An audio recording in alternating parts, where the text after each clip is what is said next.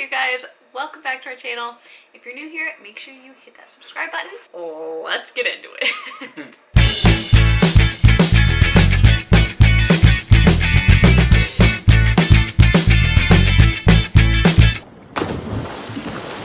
Today we are going to be doing a requested video. A few of you guys have commented asking how we travel with a baby. We have a 5-month-old, 5.5-month-old, and she has been on 3 trips already, which is crazy since it's not really the best time to travel, but we have been lucky to be able to go a few places in these past few months. We want to share our tips. We're just making it up as we go. Yeah, we aren't experts by any means, but these things have worked well. And it's been this much stressful trip when it could be like really stressful. Yeah. Tip number 1 I would say is let the stress go.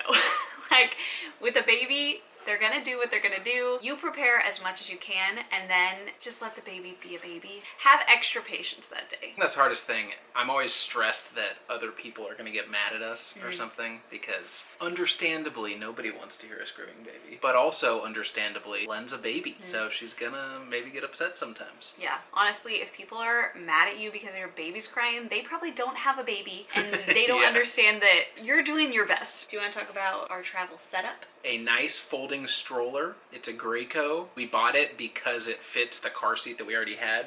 It has like little attachments. So that's really nice. Going through the airport, we just put Len in her car seat and then in the stroller, and then we can push her around. When we get to our new location, we have a car seat and a stroller. You can rent car seats and rent strollers if you're trying to pack really light. For us so far, this has worked super well, and the stroller goes whoop, super tiny, really small, so it's so nice for security and even gate checking. Every airline we've ever heard of lets you check a car seat and a stroller for free. One tip, which I did this last time because I saw some other dad doing it, is I actually packed the base of our car seat. It's super annoying every time putting the car seat in and then you have to buckle it in with the seat belt, so the base is way more convenient. That's kind of a luxury because you need a big suitcase to be able to fit the base. Highly recommend if you have the space in your luggage. Something else that we do is I prep bottles for her. Right now, Len is exclusively breastfeeding. I will pump bottles for her, put them in a cooler. You can take breast milk or formula through security. I think basically however much you need. They will take it and do a little extra search of it, but it's super fast and people are always so nice. I normally pack more than what I think she'll actually use, and I put 2 like frozen ice packs in. Don't use the gel kind, use like the hard solid ice packs, because sometimes the gel ones will give you trouble in security. That's what one of the TSA agents told me once. She was like, oh, this is the right kind that you should have used. And if your baby gets super hungry while you're trying to rush and change planes, or they just want to eat right when you're trying to board and you're breastfeeding, you don't have to try to like feed them while getting on a plane. Suction of the bottle will also help with their ears. So if you feed them like right when you get on the plane, right while you're taking off, then that suction will help with the ear pressure. And it also, for us at least, it puts our little girl to sleep on the plane because of all of the white noise of the plane while she's eating. It's like a very soothing thing. Then she'll fall asleep, and then we have a sleeping baby on a plane.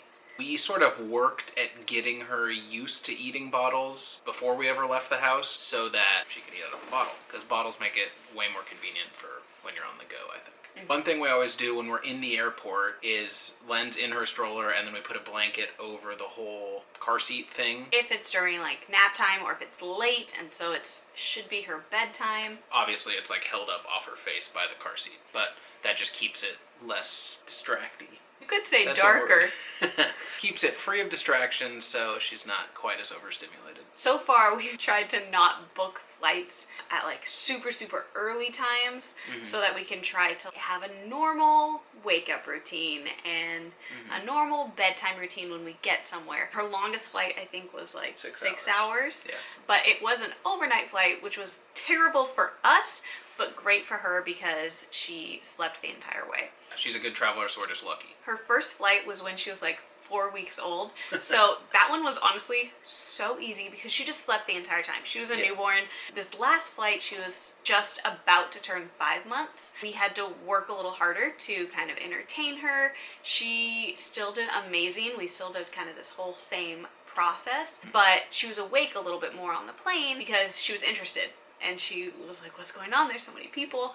And so we had to kind of keep her entertained a little bit more. And with that, we actually downloaded some of her favorite Disney songs and different little video clips. We had them on our phones and on iPads and stuff so that if she got too upset, we could show her that and she would have something to kind of distract her if she wasn't interested in her toys. Whenever we're traveling, we always dress her in her pajamas, so she's just nice and comfy and cozy. You don't have to worry about socks, you don't have to worry about anything like that. It's so simple and she already is like cozy and ready to go. We used to be very, very bad at overpacking. So much extra stuff. And now, especially with the kid, you have a ton more things that you have to bring. We were so good at being light packers that we can still fit everything for all three of us in one suitcase. We're good to go. With that, that means our carry-ons, he has a backpack which has anything that we need for the plane, and then I normally have the diaper bag, which is also a backpack, everything for Lennon for that travel day. I normally have like double the amount of diapers that we will likely need for that day in the diaper bag for the travel day, just because that's not something you want to run out of. Yeah. And then just a ton of extra burp cloths if you've got a spit up a baby like we do. We always put a extra outfit in there in case she has a poo-splosion. When we're packing in our suitcase, we always use packing cubes because then we can put all of Len's stuff in her own packing cube and my stuff in my own packing cube. That's super nice for organizing if you're splitting a suitcase between a bunch of people. We also have a travel bassinet that we use. She was really small. She's pretty tall, so she's outgrown that at this point. Mostly, she might be able to get away with it, but she likes to roll around a little bit more than that. So now, basically all hotels have a crib or a pack and play that they can just bring to your room and they don't charge you for it. I know there are companies that you can rent things, like if you have a specific brand of something that you want, you can rent it. We just either brought our travel bassinet, which fits in a suitcase, super small, or we just asked the hotel for a pack and play in the room. Honestly, I think our biggest tip is the parent's outlook. You're stressed and your baby makes a noise and that just like triggers you. Everything is gonna be harder because your mindset is that it's harder. If you just have the mindset of like, okay, we know this is gonna be a long day, do our best and work with your partner, tag team it, share the load, and remember that they're a baby, give them grace, have extra patience, and say a little prayer. Yeah. I hope these tips were helpful for you guys. Any products that we mentioned will link in the description so you guys can check them out if you're interested. If you guys have other questions about traveling with a little one, let us know in the comments below. I know some people are absolutely terrified to fly with a baby. Honestly, travel is such a big part of who we are in our life and what we love to do that just wanted to get her used to it. Obviously, right now, travel is a lot less than normal. It's something that was important to us. If you're not comfortable traveling with a little one, don't do it. Yeah. That's fine. Wait until to. you're comfortable. That is what we do for traveling with a 0 to 5 month old. She's flown from California to Washington, California to Hawaii, California to Kansas, then a little angel baby every single time. Maybe a third of that is what we do, and then 2/3 of that is her just being a trooper. Alright, that's gonna be it for today's video. If you guys enjoyed, give this a thumbs up for us. You guys are great, and we'll see you next time. Bye. Bye. Okay. Oh yeah, baby. Okay. Sit. Sit down, please. Down. Sit down. No. Good boy. Thank you. We live in a zoo. I'm so tired today. How about you?